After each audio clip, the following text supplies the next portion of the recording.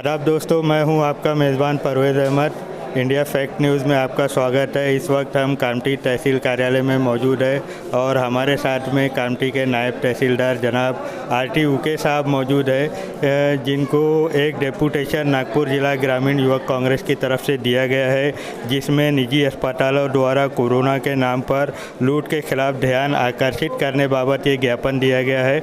तो हम उनसे जानना चाहते हैं इस ज्ञापन के बारे में और वो किस तरह की कार्रवाई इस पर करने वाले हैं या कर सकते हैं या किस तरह के आदेश दिए हुए हैं, उनसे हम जानते हैं। बताइए सर। मुझे नागपुर जिला ग्रामीण युवक कांग्रेस का तरफ से निजी अस्पताल द्वारा कोरोना पे नाम पर लूट के खिलाफ ध्यान आकर्षित करने के बारे में निवेदन प्राप्त हुआ है। हम तत्काल ये निवेदन के अनुसार हम चौकसी करेंगे और जो प्राइवेट खाजगी जो दवाखाने हैं इनके बारे में चौकसी करके वो अहवाल भेजेंगे। सर, एक और सवाल है छोटा सा, हमारे दर्शकों को आप बताइए जानकारी के लिए कि तहसील कार्यालय की तरफ से या कलेक्ट्रेट की तरफ से क्या रेट तय किए गए हैं जिसके लिए आज ये ज्ञापन देना पड़ा है? ये गवर्नमेंट के गाइडलाइन है, उस अनुसार जो रेट दिए है उस की कॉपी हमने हॉस्पिटल को दी है, उन्होंने पालन करना चाहिए। और अगर उसका पालन नहीं किया गया तो किस तरह की कार्रवाई उन पर हो सकती है? कार्रवाई करेंगे, चौकसी करके हम कार्रवाई करेंगे। कोई जैसा कोई ज़्यादा रेट ले है नियम के अनुसार तो उसके ऊपर कार्रवाई की जाए, जो भी शासन के नियम है उस अनुसार कार्रवाई की जाएगी। तो दोस्तों, ये थे हमारे साथ में नायब तहसीलदार साहब, जिन्होंने मुख्तसरन बताया कि इन पर कार्रवाई की जा सकती है अगर ऑर्डर के अनुसार इन लोगों ने काम नहीं किया। आइए हम कार्यकर्ताओं से भी बात करते हैं कि उनकी डिमांड क्या है और उन्होंने जो ज्ञापन दिया है वो ज्ञापन में क्या लिखा है। आइए बताइए। सबसे पहले तो मैं शुक्रिया अदा करता हूँ हमारे परवेज़ भाई का, जिन्होंने हमारे साथ यहाँ पर इस मुद्दे को उठाया और अपने कैमरे की मदद से हमारी बातों को आप लोगों के सामने लाया। सबसे पहले तो हमारा मुद्दा है कि निजी अस्पतालों के अंदर ये जो लूट हो रही है कोरोना के नाम पे, हमारी युवक कांग्रेस की तरफ से हमारे राशिद भाई और हमारे सारे साथी है, इन्होंने इस मुद्दे को उठाया है कि कामठी शहर के अंदर जो निजी अस्पतालों में कोरोना के नाम पे जो लूट हो रही है उसको किसी तरीके से रोका जाए, क्योंकि कोरोना एक ऐसी बीमारी है जिसके अंदर ना कोई शख्सियत देख के ना कोई रुतबा देख के किसी को ये बीमारी आती है। डॉक्टरों के माध्यम से ये चीज़ आम हो चुकी है आज की तारीख में कि कोरोना के नाम पर लाखों रुपए डॉक्टर पेशेंट से वसूल रहा है और बदले में उसको सिर्फ उसके परिवार वालों को, उसके परिजनों को सिर्फ मौत मिल रही है। अभी आप कामठी के अंदर कई ऐसे निजी अस्पताल है जिसमें सिर्फ कोरोना को केयर टेक किया जा रहा है, उसकी देखभाल की जा रही है, उसके पेशेंट को सिर्फ ध्यान दिया जा सकता है। ऐसा कोई वैक्सीन उसको नहीं लगाई जा रही है या ऐसा कोई उसका इलाज नहीं किया जा रहा है कि कोरोना का पेशेंट इमीडिएटली वहाँ पर ठीक हो जाए। लेकिन एक हवा कामठी शहर के अंदर ये बना दी गई है कि फला हॉस्पिटल में अगर कोविड का पेशेंट भर्ती किया जाएगा तो वो बच जाएगा या ठीक हो जाएगा। उसका फ़ायदा उठाते हुए कामठी शहर के निजी अस्पतालों के जो डॉक्टर हैं ये लाखों और करोड़ों रुपये की लूट कर रहे हैं। मेरा ये आपके चैनल के माध्यम से बोलना है कि हमारे नागपुर शहर के कलेक्टर साहब, हमारे पालक मंत्री नितिन राउत साहब और हमारे जितने भी सहयोगी हैं, हम उनसे ये निवेदन करते हैं और सरकारी संस्थाओं में बैठे हुए सारे अधिकारियों से ये निवेदन करते हैं कि इस लूट के ऊपर जल्द से जल्द किसी मजबूत किस्म की कार्रवाई की जाए और ऐसे ढोंगी डॉक्टरों के ऊपर सख्त से सख्त जो नियम अनुसार कार्रवाई होती है उस नियम अनुसार कार्रवाई करा के उनके हॉस्पिटल को सीज़ किया जाए।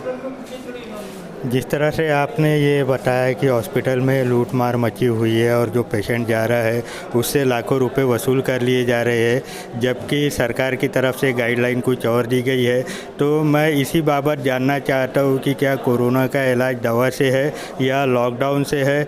और जिस तरह से ये अनलिमिटेड लॉकडाउन किया जा रहा है, लोगों के काम कारोबार बंद किए जा रहे हैं और बेरोज़गारी जो है एक तरह से फैल रही है और भुखमरी आने का पूरा जो है अनुमान लगाया जा रहा है, तो इसके बारे में ये क्या कहना चाहते हैं? देखिए, सबसे बड़ी बात तो इस बीमारी के लिए, इस बीमारी का अभी तक पूरे दुनिया के अंदर कोई हल नहीं है। अभी हमारे यहाँ इंडिया से एक वैक्सीन जारी हुई है कोरोना के लिए, लेकिन अभी भी उसका ऐसा फुल प्रूफ कोई रिज़ल्ट नहीं है कि इसमें कोविड का पेशेंट ठीक हो जाए। और रही बात दूसरी कि लॉकडाउन आज महाराष्ट्र में हमारी गवर्नमेंट है, लॉकडाउन का पालन इसलिए कराया जा रहा है कि ये जो बीमारी आप एक दूसरे के कनेक्शन से फैलती है, करीबी आने से फैलती है, सिर्फ उसको दूर करने के लिए लॉकडाउन का काम किया गया है कि लोगों के बीच में अगर लोग रोड पर, जगह पर और दूसरी कॉम्प्लेक्स के अंदर या सब्जी मार्केट के अंदर और दीगर अपनी ऑफिसेज़ के अंदर अगर तादाद में कम आएंगे तो इस बीमारी का फैलना कम होगा। सिर्फ इसी वजह से लॉकडाउन को लगाया जाता है। और अभी सरकार ने मेन जो इस गाइडलाइन के अंदर आपने अभी सवाल किया कि हॉस्पिटलों को इस गाइडलाइन के अनुसार काम किया जा रहा है कि नहीं किया जा रहा है। हॉस्पिटल में अगर गवर्नमेंट ने जो गाइडलाइन दी है कोविड पेशेंट के लिए, कम से कम उसमें बेड चार्जेस जो है वो 4000 यानी 4000 रुपये है पर डे। और ज़्यादा से ज़्यादा अगर वेंटिलेटर के अंदर अगर पेशेंट जाता है तो उसको 9500 रुपये पर डे। इस हिसाब से अगर कोविड का पेशेंट कहीं पर भी अगर 7 से 8 दिन भी रहता है तो उसका hospital charge with medicine government की गाइडलाइन के अंदर दिया हुआ है क्लियरली, विथ मेडिसिन उसका 10 दिन का चार्जेस 70 या 80 हज़ार रुपये होना चाहिए, जो कि नहीं होते हुए आज 10 दिन का अगर कोविड का पेशेंट किसी प्राइवेट हॉस्पिटल में एडमिट होता है तो उसका बिल 4 या 5 लाख रुपये होता है। और मेरी पब्लिक से ये रिक्वेस्ट है कि कोरोना के अंदर जो गाइडलाइन गवर्नमेंट बोल रही है उसको फॉलो करें।